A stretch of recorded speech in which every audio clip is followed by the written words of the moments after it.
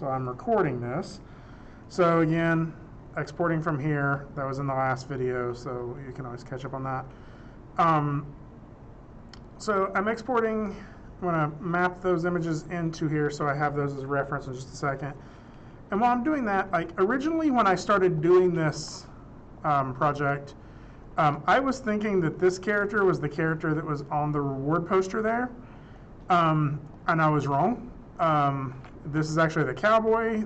This is the bad guy. So I'm going to replace my reference for this character here with the character that that's what I thought it was.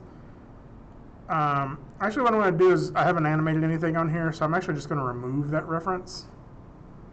And then I'm going to create a new reference.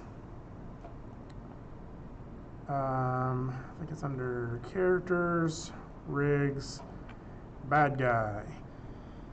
Yeah, that looks good. Okay, so bad guy comes in way over there. I can move him over here and get ready to start blocking him in. Now, there's a couple of things that if you've taken character animation before, you're going to feel like this is a little bit of a repeat on stuff, but there's a lot of things that you kind of need to know that are reminders for how to start this whole process, right? Is my export done? Almost done. Yay! So now I can select here, go back to my texture. I will point this to my shot one folder. Open. It's already using image sequence, so see how this lines up. So just from my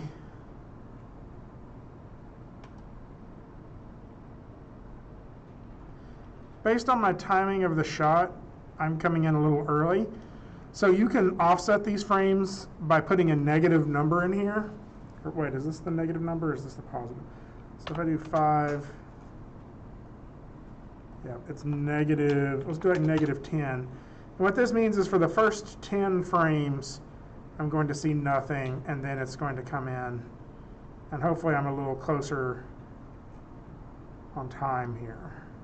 Right. I'm also just curious because it looks like you can connect frame offset to another file. Like what would that be, just as an example?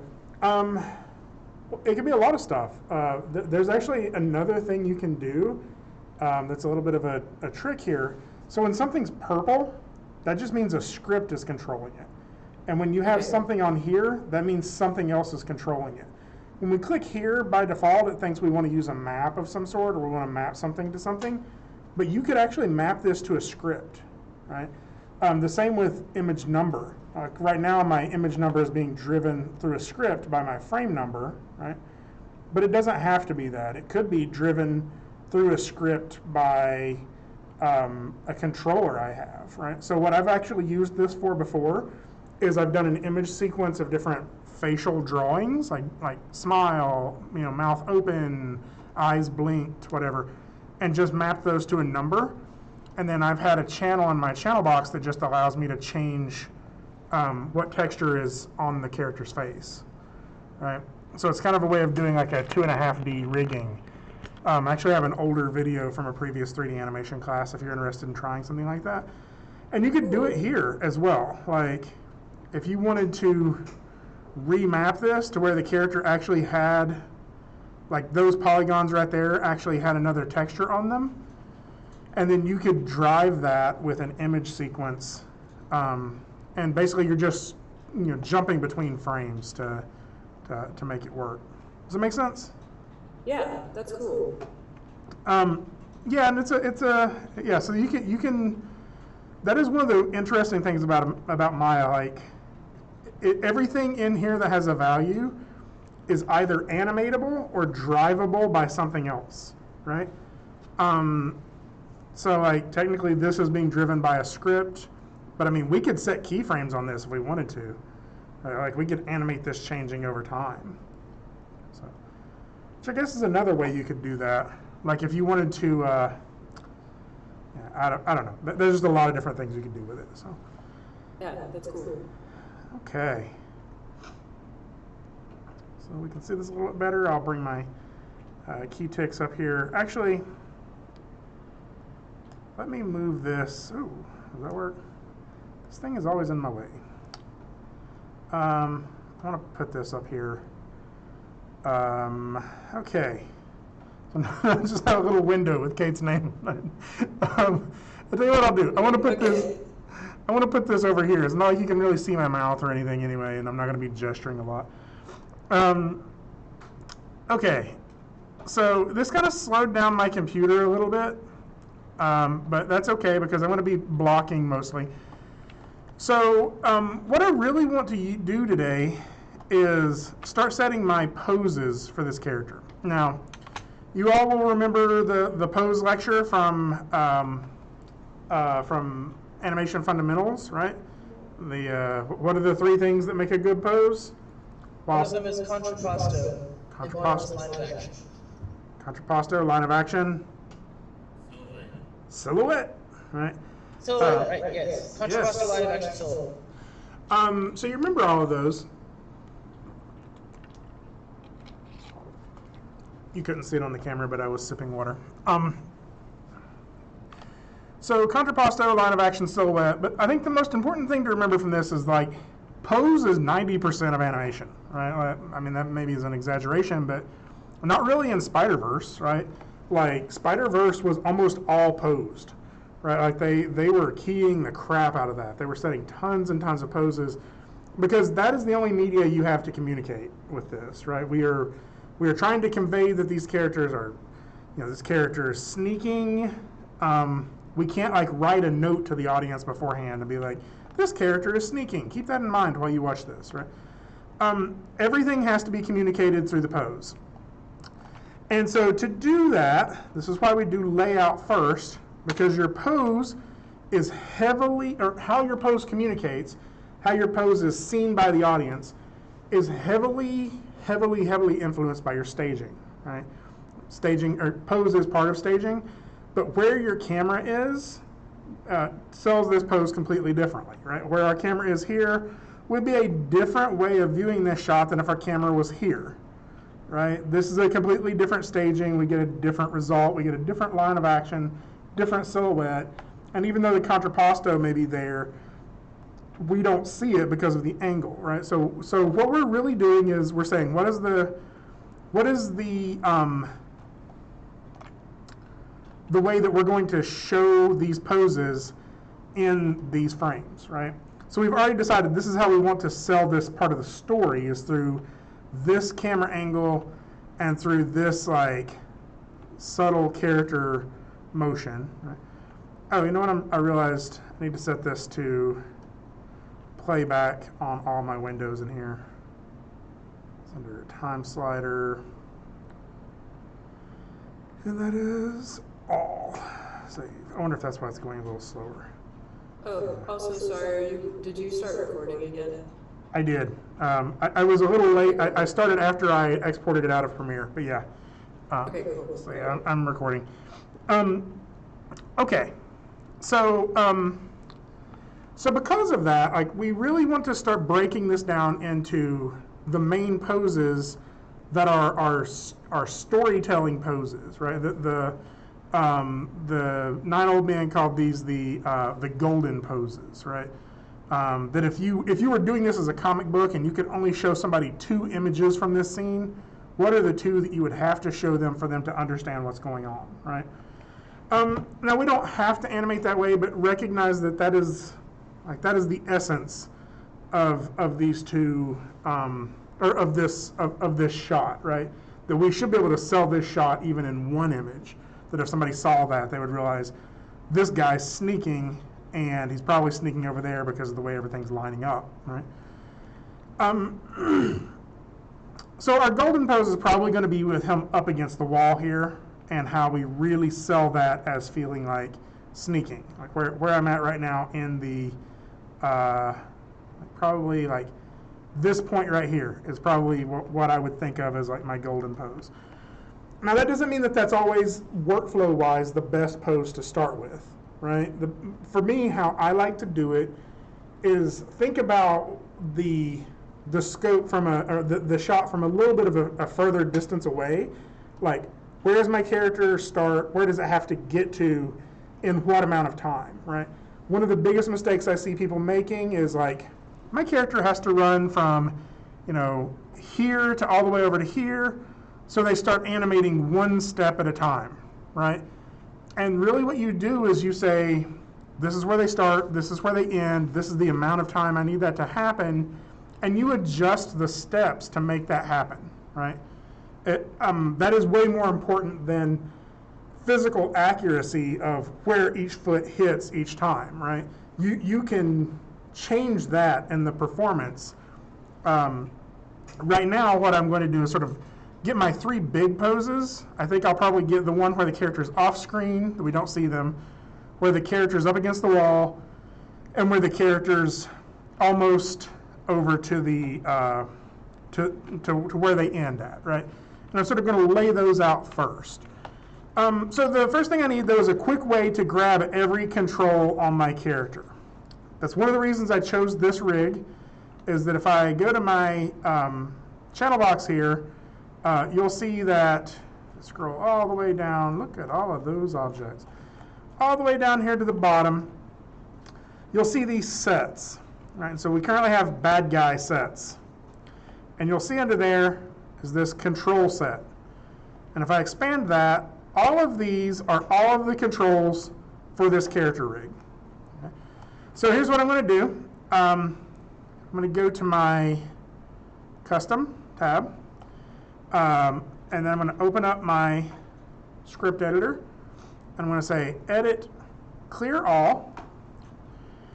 And then I'm going to select main, scroll down and hold shift and select the very last one, right?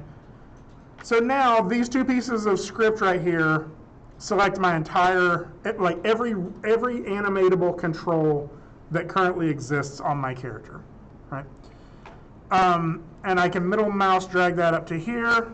It's a Mel script, so I'll hit Mel. And then that's my my character picker, right? Like anytime I need to select the entire character, click that button, it selects everything. Right? Something else I just realized is I'm going to accidentally be selecting pieces of mesh throughout this entire thing. So one of the other things I'm going to do is just, for my sanity, I'm going to select everything that is not my cowboy, or my whatever this bad guy here, and I'm going to add it to its own layer. I'll call that background. Recognize if you, so now I'm not going to accidentally select that because I can lock it. All right. So now the only thing I should be able to select is my character's mesh, which is right there. So I can also lock it. Right. It doesn't seem to be working, does it? I bet I didn't put him in that. Let's just add him to that selected layer. Yeah, so now I can't select him. And so the only things I should be able to pick in this whole scene now are my character's controllers. All right. And so this makes it way more convenient for me to animate just the character. Whenever I'm ready to start keying it, I can click this button, selects everything, and now if I hit S on the keyboard, I'm going to be keying every control on our character. Now I know that for people who just get started in character animation, that feels wasteful. Like they're like, that's too many keys, it's going to confuse me. Trust me when I say doing it any other way is the thing that's actually going to confuse you. Because when I set a keyframe on everything on frame 70, I know that every piece, every controller on my character is going to be exactly where I told it to be on frame 70, right?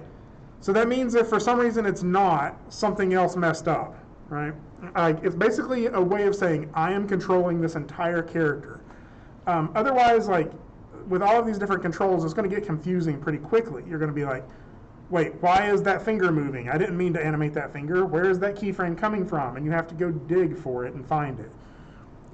If it really bothers you, later in the process, there's a way you can optimize your curves and delete unnecessary curves, right?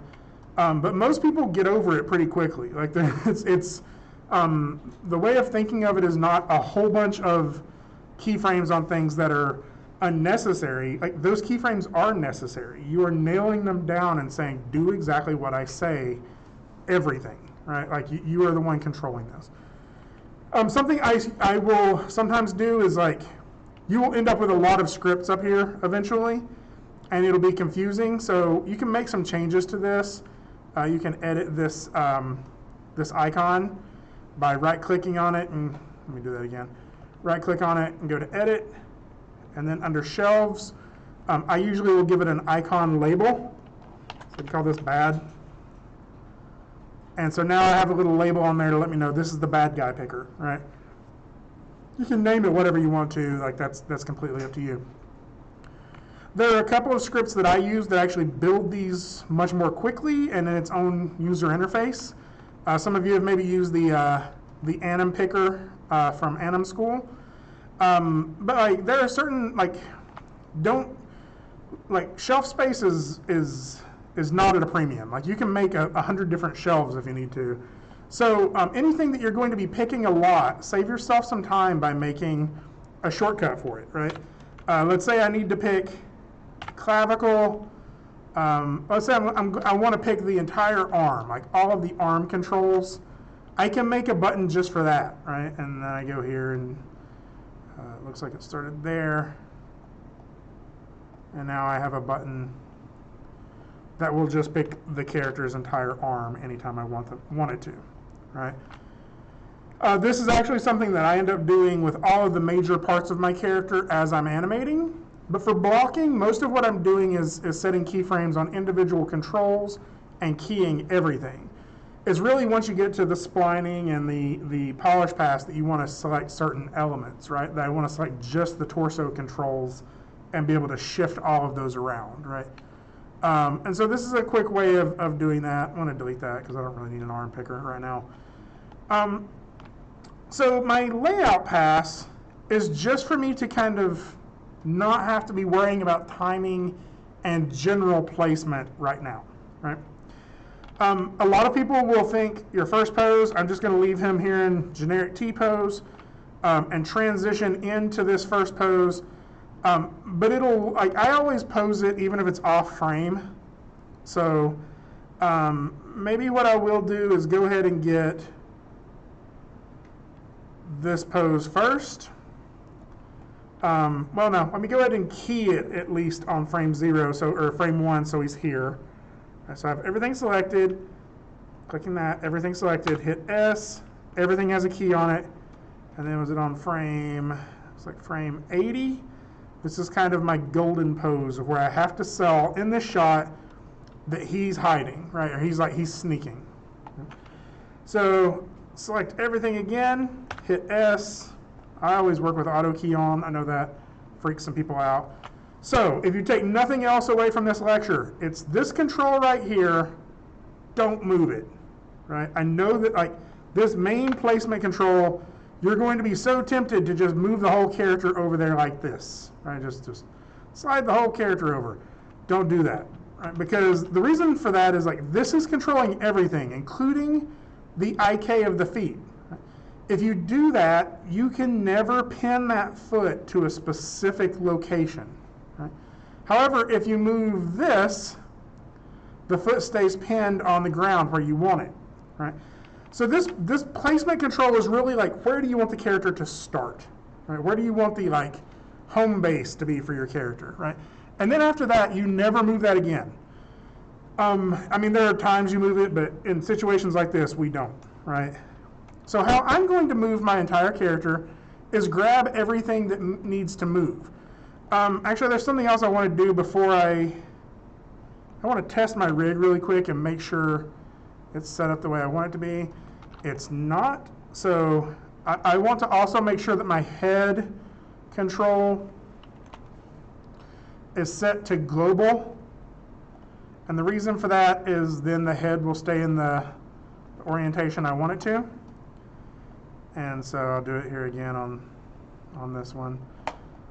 So the arms are already set to global, and that is really handy. Like that the arms are going to stay, for the most part, in the right orientation, right? However, this will mess up a little bit of this next part that I'm getting ready to do. So let's see here. That seems to go with us. So let's see what happens if for this pose I just grab this root placement, or this hip placement and the feet, and I start sliding the character. I'll probably go ahead and put this in world space, and I can go ahead and start positioning my character over to here. This is kind of important, like the way I spin in my reference is actually different than the way I spin in my layout. So you'll see I'm spinning to my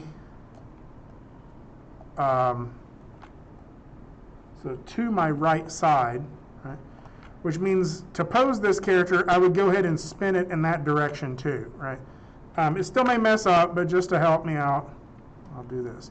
So you'll see the issue I'm running into right now, which is my arms are going to flip. It's okay, I'm posing the entire character anyway, right?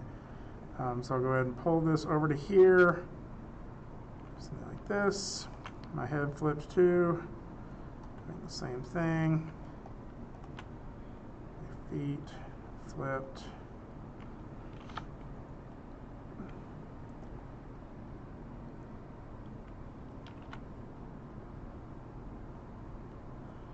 And then my other arm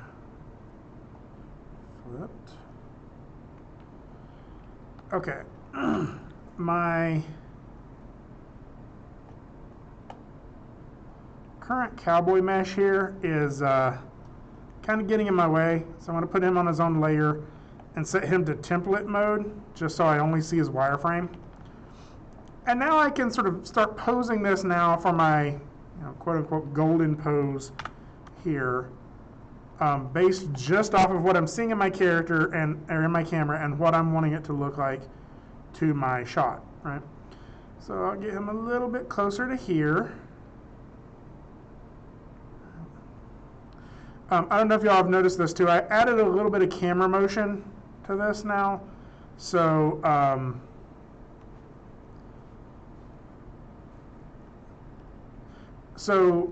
so you recognize that that's him on the reward poster as he's sneaking away. And I think that's a little bit more effective. So I use this reference, and again, I can turn off this anytime I want to. I use this reference here in my video reference to inform how I make this pose, right? Like when I was shooting this, I wasn't thinking about pose. I was thinking about getting into the character, getting into that mindset of what this character is thinking, how he feels, all that stuff. I'm not the world's best actor, but if you do that, your body will just respond appropriately and do stuff automatically that you might not think to do when you're posing, right? So for example, the way my hand is flat against the wall behind me, right? That's not something I was really thinking about. I would have thought like the arms are straight down or something. And so this really changes the way this pose looks, right? And so I'm going to use this to kind of inform my pose over here, right? Now this is kind of cool. The character's feet aren't even showing, so if I need to pull them up off the ground, at least for the beginning part of this, like nobody's going to be, the wiser about that, right? This is the time-saving part of this, is that I am only having to worry about the stuff, like really worry about the stuff, that the audience can see. So sort of my clear line of action with this now is that the character is sort of rotated forward in this and twisted this way a little bit. And you'll see why I set that to global, is that now the head stays in the orientation I put it. So if I want to put this character's head like looking over this way, like he's like looking to see if anybody's coming, I can still position the character's spine and not mess up that head pose, right? I'm going to sort of second guess my layout a little bit here, just for staging purposes, and move my character down this way just a touch more. And the reason for that is I kind of want to be able to show this arm doing what I'm doing here in my reference, right? Something to keep in mind when posing elbows. Elbows only bend in one direction, right? If you try to bend your elbow in any other direction, it's going to hurt real bad. So figure out what that direction is supposed to be in this rig, and then only animate it in that axis, because you will be able to animate it in all those axes and really mess it up, right? Right now, I'm pretty sure it's rotate Z is the correct bend axis.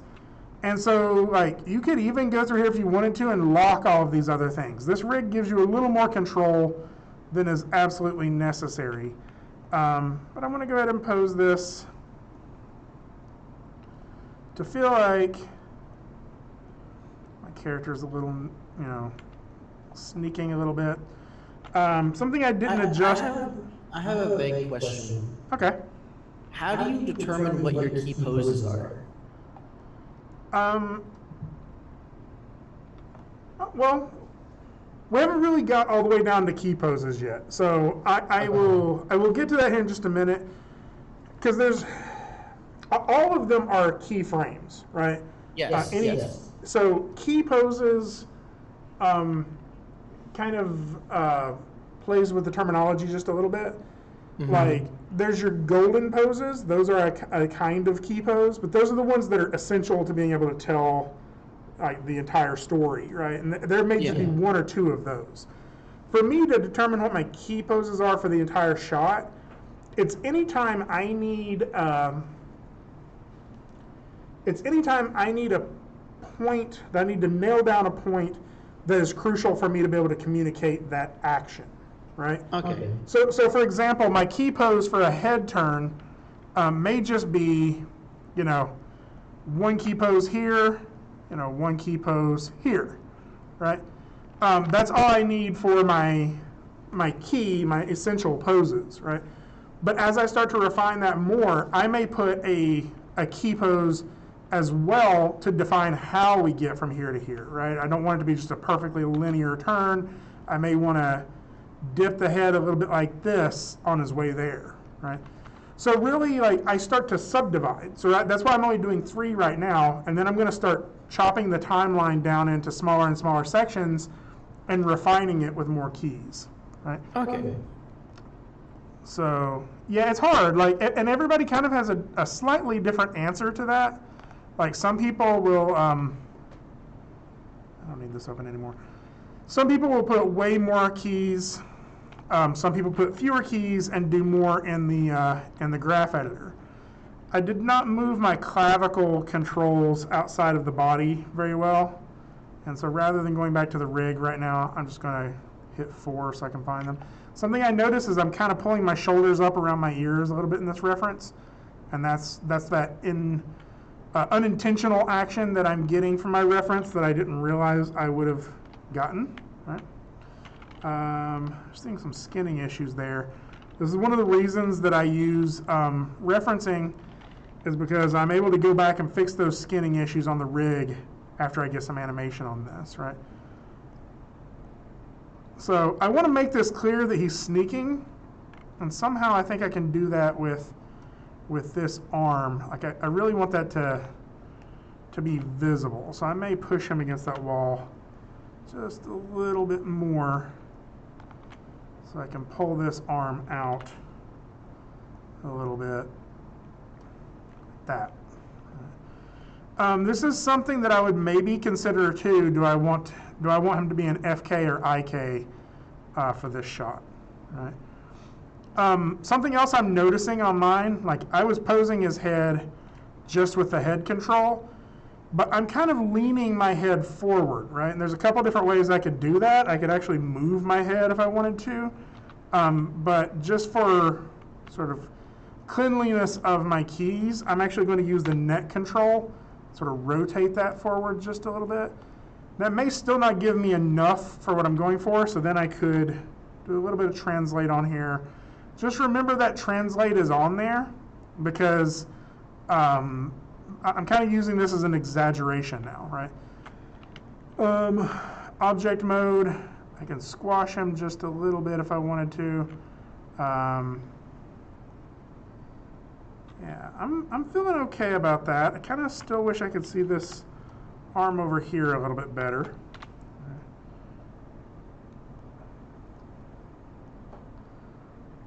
So that's not bad. So yeah, let's see. Right now, as this character comes in, we're going to see this, right? And so this is sort of this is technique that is very important, or I guess workflow that is very important, right? Is that most people will start scrubbing their timeline, they'll see this, they'll say, it's all wrong, I gotta fix it. And the answer is yes, you do, just not yet, right? Like, leave this alone.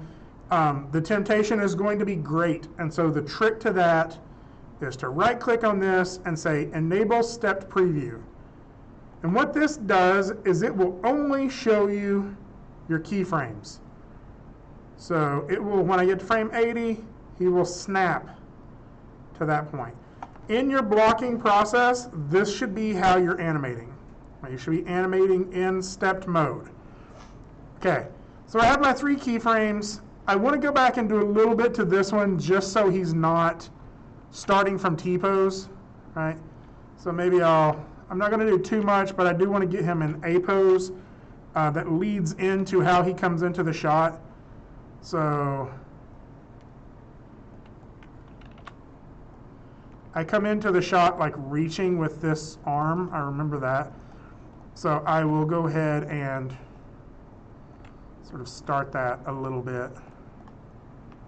Okay. And so I can refine this more later, but I at least need something to start in. Otherwise, I'm going to be able to tell that I came from a rigid pose. Even if I can't like pinpoint why it feels that way, I will recognize just in the way I watch it, like something doesn't look right about the way he's coming in, right? So this is a really quick one. I'm not going to spend as much time on it. A good practice, every time you're done posing, select everything, hit S. The greater than, less than keys will let you step between your keys, right? So I'm going to go and go to 80, set a keyframe there, and then I'm going to keep scrubbing through my reference and see where I get to my end of my sneak, right? Felt like it was, I continue to go on longer in the, oh, that's funny. It's doing the stepped mode on the camera too. I didn't really want that.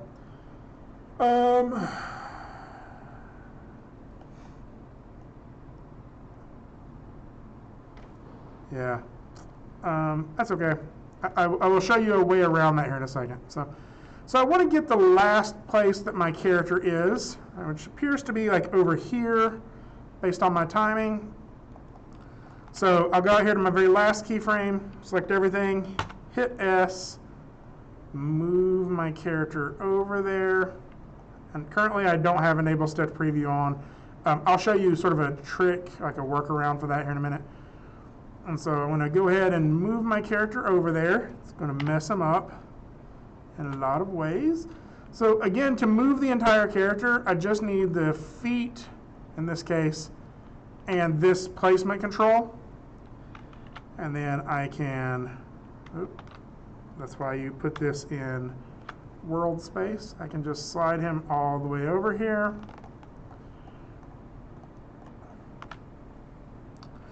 So this is going to be a challenge as we animate this guy, is that I want him to feel like he is sneaking at the right speed, right? And so that's why undo that. I need to lock that camera, don't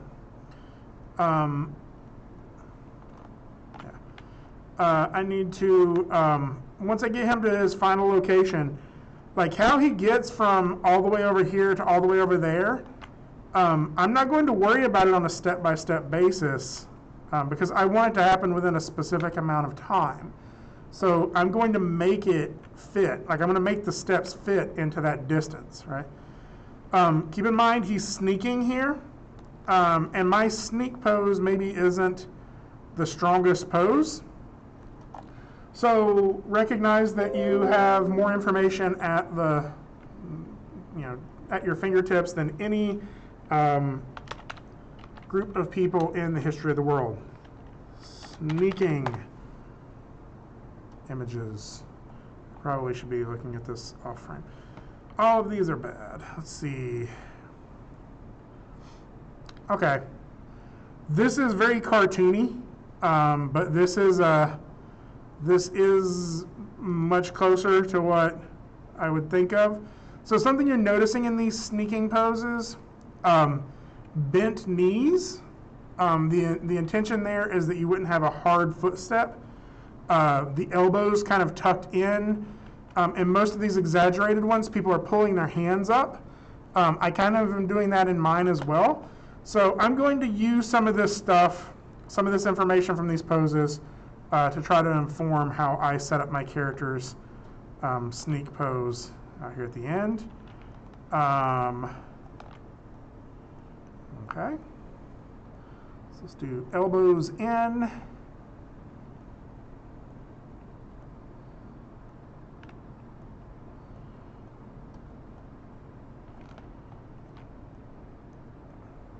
Yeah, he definitely needs a little bit more skinning work, doesn't he?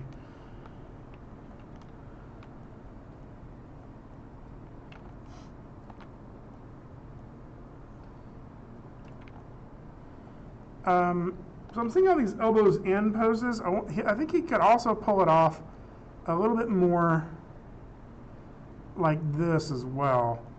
Maybe it's not necessarily that the elbows have to be in. Maybe it's more that the arms have to be kind of out.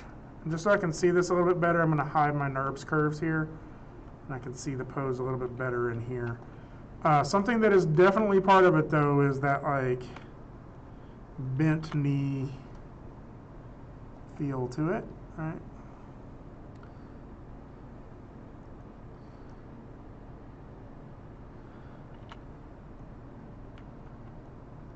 Again, we're thinking in terms of silhouette, so I may also like try to get me a little bit of knee angle happening there, so it's not just like if I do this, I know it's kind of hard to see, like the leg is a straight line. If I angle it just a little bit, the leg has a curve to it, right? The same with like the hands, right? I could totally pose this, you know, like this, and that might be realistic in the way he's posed here, but to my camera, that's boring, right? If I do this, it's breaking out into my silhouette a little bit more, and I'm able to see that pose and read it a little bit more clearly, right? I'll also do a little bit of work on the spine. Recognize, you probably already know this is the hip swinger control, so it allows you to kind of change the character's hip position. This is really where we're getting the contrapposto line of action, or the contrapposto part of this, right? The angle of the hips versus the angle of the shoulders. I'm going to go ahead and zero out those translates on the head and try to use the neck to completely get this. And if I want to add a little bit of character to this, I can still have him kind of looking around a little bit. Again, what I'm seeing over here to screen right, the audience is never going to see that, right? I'm the only one who sees that, so it doesn't matter if this looks good. What matters is, does this over here look good, right? This does not matter. This does matter. This is all they get to see, right? So that is that's a very important part of this, is that I'm making sure that the thing I get to show to the audience makes sense to them when they see it. So there we go. I got my 3 golden poses. I'm going to select it all, hit S. So right now my camera is animated, and when I set this to enable stepped preview, the camera pose I get sort of does a quick change there at the end. I don't like that. So I mean, I can still keep using enable stepped preview, especially if you're not using any camera motion. But let me show you sort of a workaround for that. It's not really a workaround. It's really what the enable stepped preview is trying to mimic. I'm going to uncheck this enable stepped preview. I'm going to open up my graph editor. I'm going to select everything on my character. Make sure I have all the curves listed here. Right? I'm going to highlight them all, and then I'm going to set them to stepped. Right?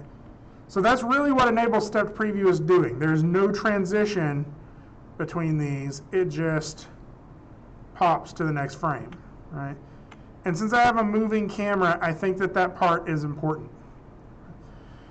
So, so let's go ahead and save this. Increment and save. So I want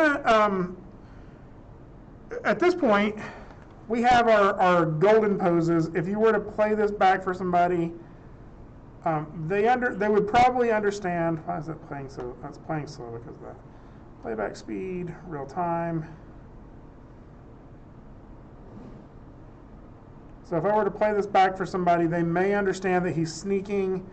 They may not, because he just pops to the end and one frame there at the end. The rest of the time he's right there.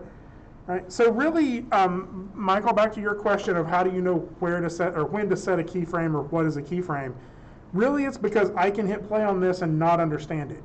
Right? If I hit play on this and like there's still something missing, like I don't know where he comes from. Like if I just watch it like it is. Did he just drop out of the sky? Did he raise up from the ground? So one of the things that is definitely missing is a keyframe of him coming in. So probably start with something like this, right around frame 40.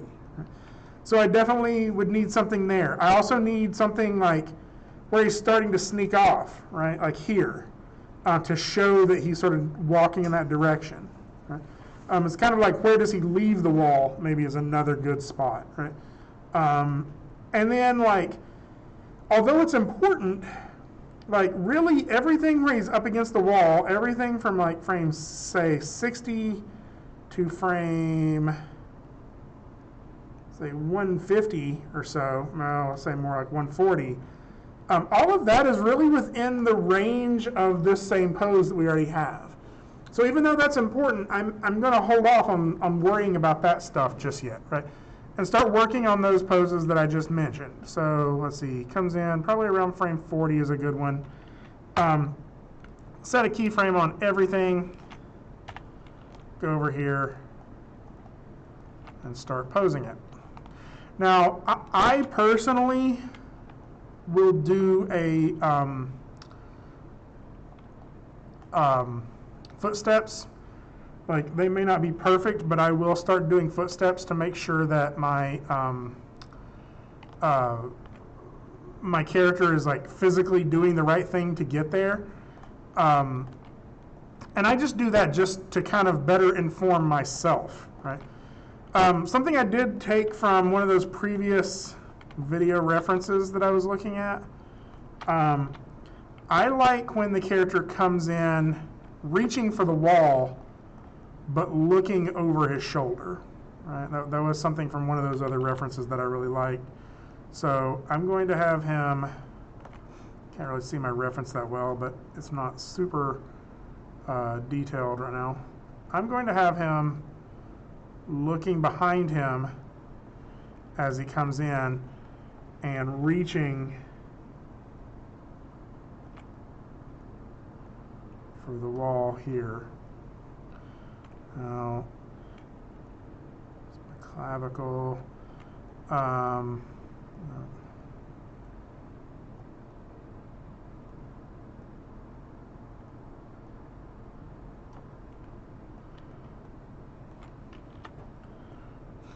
Again, even though parts of his body are not showing, I will work with them just so I know what's going on. not necessarily because the audience needs to see it, right? Like I do those footsteps, I do the places that the foot placement as they come in, but that's just so I'll know how to make a turn look right. And if you can do that without doing that, that's fine. Like don't do it. My personal like body mechanics knowledge isn't always enough to make that happen, so I have to. Oh, wrong control. Yes. Yes, I can. Sorry. That's all right. Thank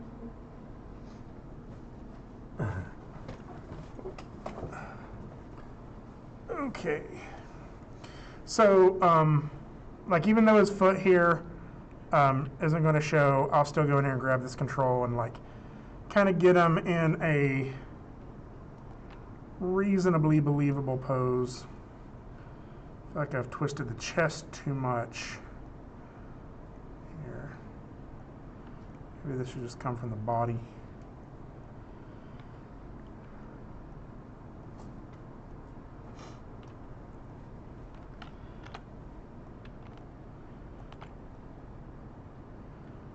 That's up.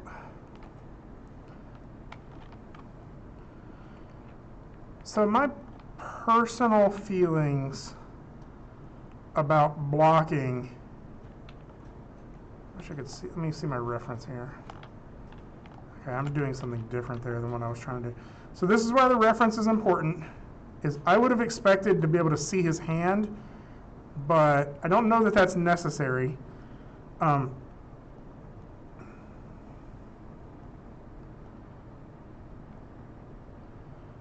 So if you notice in my reference here, my elbow is pointing upward. You see that?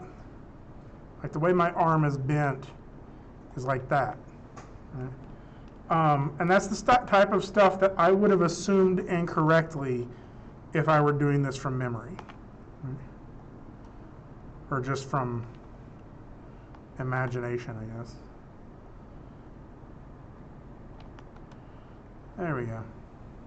I feel like that's making sense now.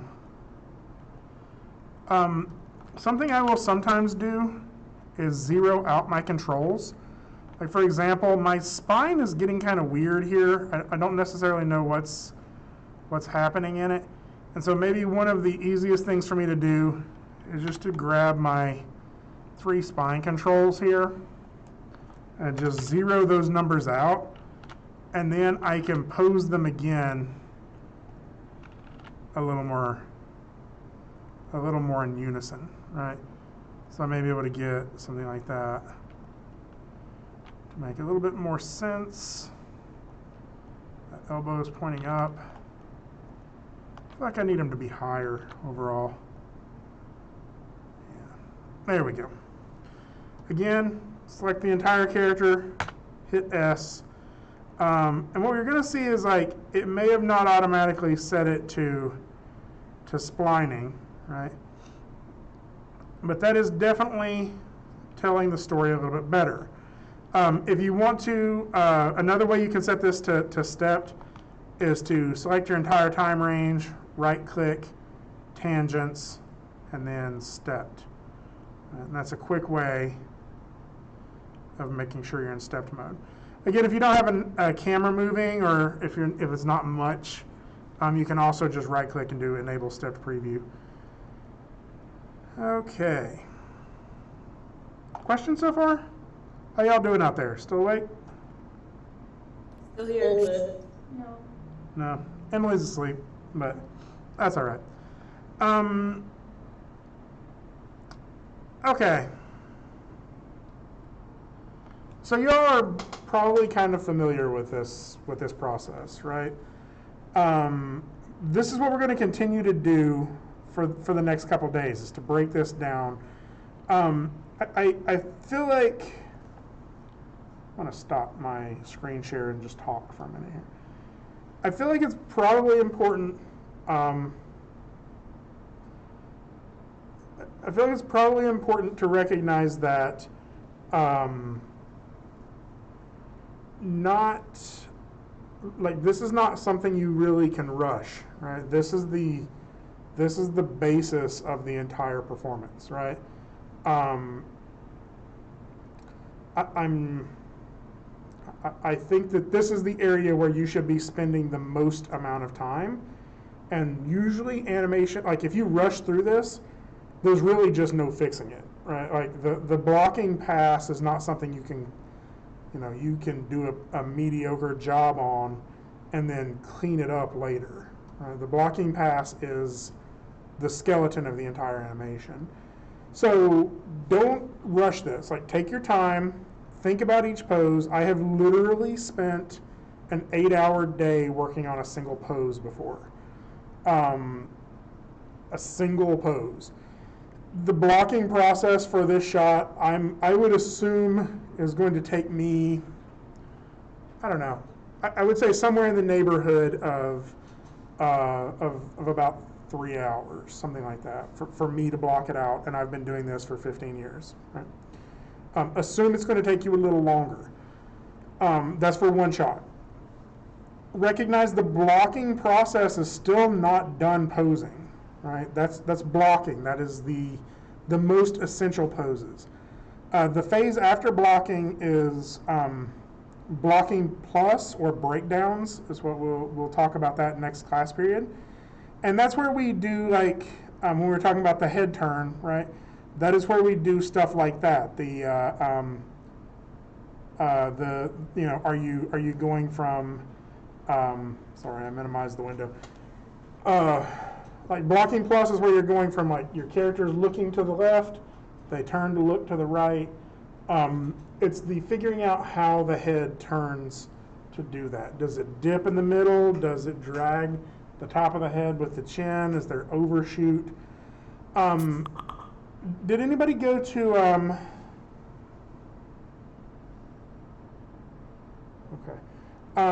did anybody go to the portfolio reviews a couple weeks ago? I did. I went to one of them. Yeah, so if you listened to Jordan, we looked at his demo reel a little while back. He talked about his keyframing process, and he said he keyframed it until he had a keyframe every 2 to 4 frames, right? I do it a little less than that. I probably keyframe it until I have a key every 5 to 10 frames, something like that. Occasionally in areas it'll be down to 2s. Those are workflow preferences, but that should give you an idea that, like, Spider-Verse, I think they keyframed the entire film on 2s for the most part.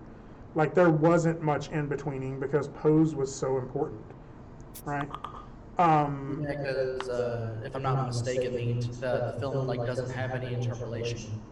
Yeah, there are certain parts that do. Actually, what they did is they animated him all on 2s and left it in stepped when he was just Miles.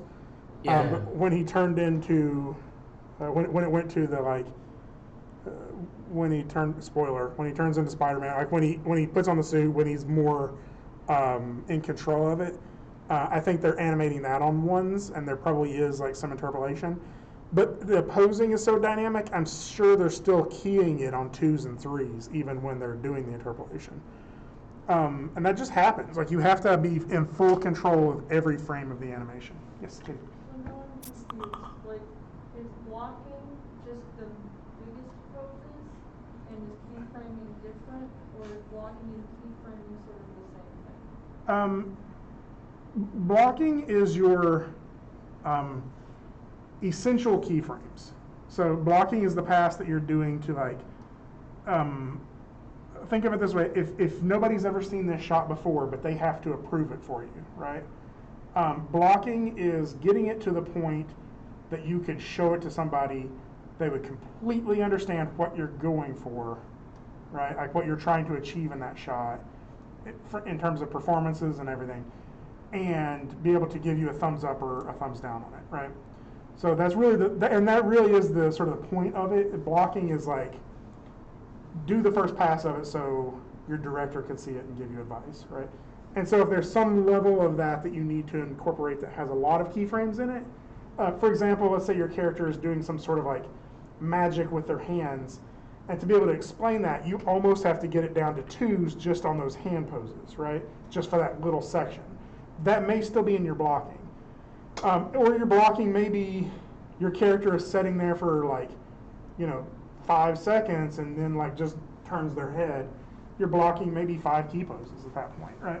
So really your blocking is the first pass of the entire animation or the entire shot that clearly communicates what you're going for. How would you block, like something like a walk or a run? Oh, that's a good question. So the question, if you all didn't hear it, was how would you block it? I did not realize my microphone was like all the way over here in the corner. How would you block like a walk or a run? And I think for that you have to sort of figure out what the essential keys are for that. Like for me, what I usually do is I don't do all 4 like contact down, passing up. I'll do like my contact or my down and my up or something like that. And I'll sort of block that out to get the hop through. Some people go all the way through though and do all of those key poses. But again, like I'm gonna have my character sneak in a minute here. What I'm going to do is more than likely, I'm going to treat that as like big hops that the character does in order to clear that amount of space. And so I'm going to go through there and sort of set my keyframes and sort of see like how big of a hop does that need to be and sort of set my contact and my push off for each of those. Does that make sense? So that's probably how I'll block mine out. So, Me personally, I like to do all phases of the walk cycle because it makes the splitting phase a whole lot easier. I think that's I think you eventually get it to that, right? Yeah. Whether you're doing that in your breakdowns or whether you want to do that before you start going into the graph editor. Whether you do that in your first pass or not is kind of like what I wouldn't do is do all phases of it linearly. Like I would, like find out is he ending the entire sequence on a passing pose, right? Because currently that's where mine's at. He's on a passing pose, right? I just need to figure out where some of my key poses are along the way. So if I need to make one step bigger than the other, I can do that without having to delete a bunch of keyframes I'd already created. Does that make sense? Yeah. Okay, cool.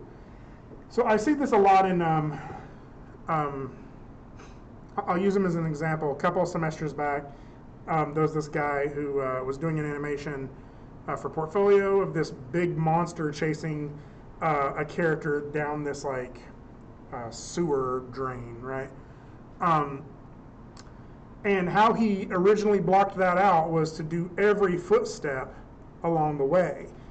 And it took the shot forever, right? Like it's like the character looked like he was speed walking down this thing. And I'm like, no, like you need to think of the entire progression of the shot first, and then how do you break that down for the, like you can make one step a little bit bigger if you need to, just to make the character clear that distance, right?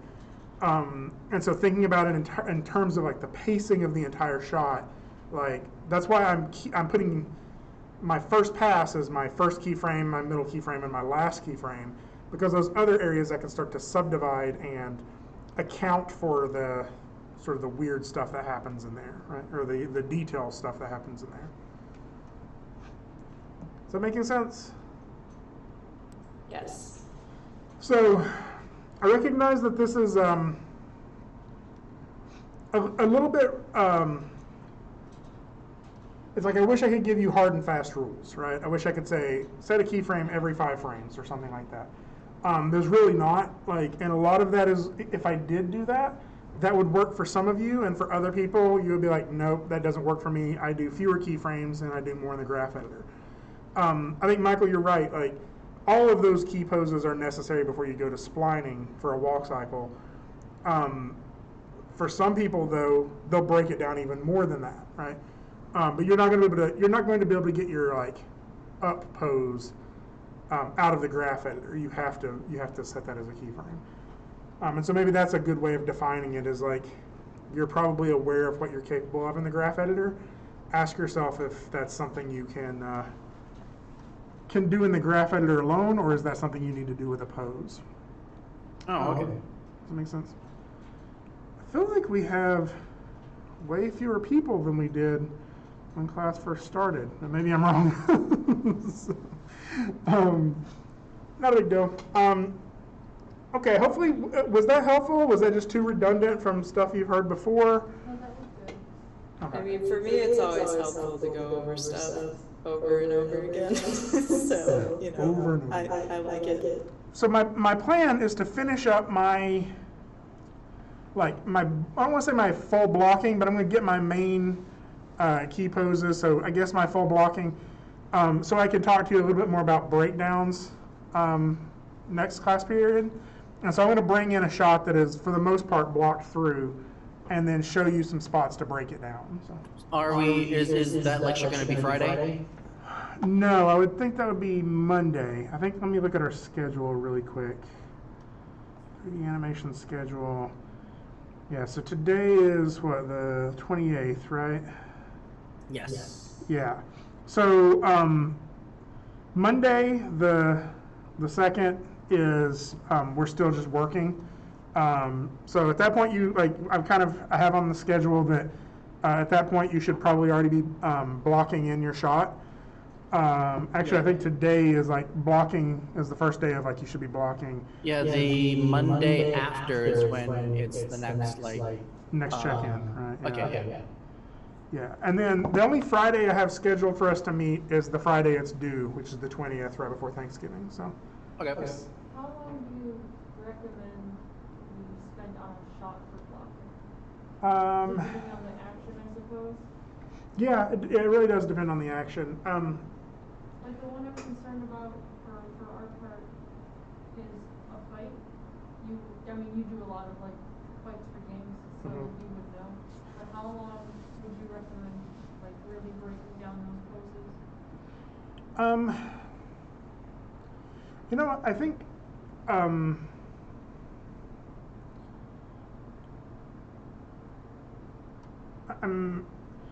I don't want you getting hung up too much on a definition for blocking, right? I know that sounds crazy, but really just start setting the keyframes. Some shots are going to just be much faster than others. Some shots are going to not need as much fidelity to them. I know this sounds crazy, but there are some shots that your layout pass, just a couple of keyframes in there, you're going to be able to refine the rest of it, right? A breathing, the character waiting, where she's just kind of standing there, kind of waiting, and she hears something. You may be able to block that in an hour, maybe even less.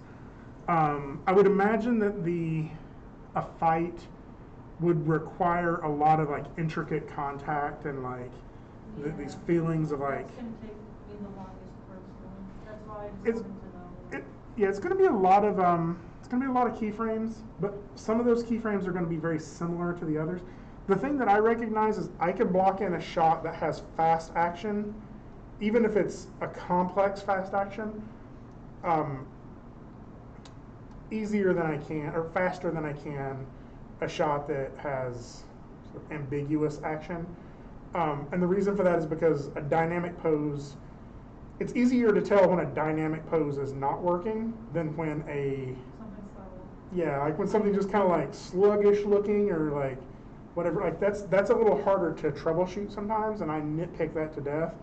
But a kick, it's very clear that kick is either working or not for me, and I can troubleshoot that and go faster than I can on other things. So no, I would say for me though, the blocking and blocking plus, I'm using those kind of interchangeably. Basically everything before you go into the graph editor, for me that usually takes about, I would say 60%, maybe sometimes 70% of the shot time, right? And so if you're kind of looking at it overall, if you expect this shot to take a week, then you'd be working on it for 3 days or something like that. If you're expecting it to take 2 days, and that's kind of hard to tell the expectations of it. That makes sense.